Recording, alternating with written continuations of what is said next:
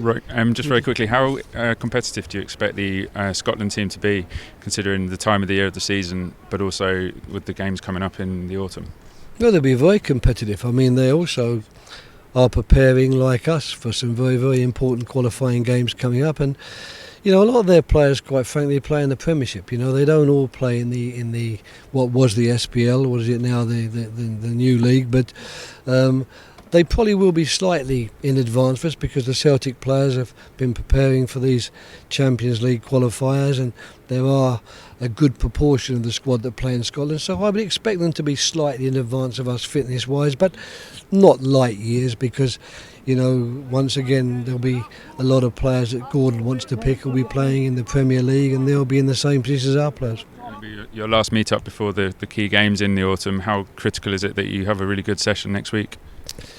Well, I think the most important thing for me, if I'm to be brutally honest, is to have a chance to be with a bit of time with the players for 2 or 3 days again. To get some work with them on the field. It will be limited, extremely limited, because some of the players play Sunday, and so I won't get a lot of real coaching time. But what I will get is some valuable time together, one-to-one, human being to human being, coach to player. All of these things will be very valuable for me as we go forward, and the game will be, as you rightly say, will be very competitive. Scotland are always competitive, and I'm very pleased that the crowd is going to be such a big one, and I think both teams will work really hard to give the crowd good value for money. Ricky Lambert, you've named him for the first time as well. What's impressed you about him?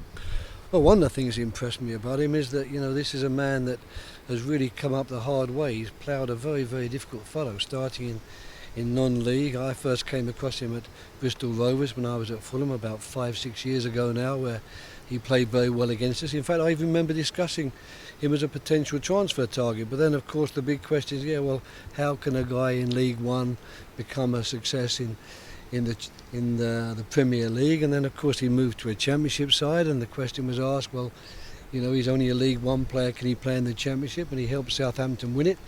And then the next question, can he play in the Premiership? Then he scores 15 goals. So I think if a man has really worked hard to prove his worth over the years, it's Ricky Lambert. At a time, of course, when a couple of players that might have got a nod in front of him, Daniel Sturridge and Andy Carroll, are not available.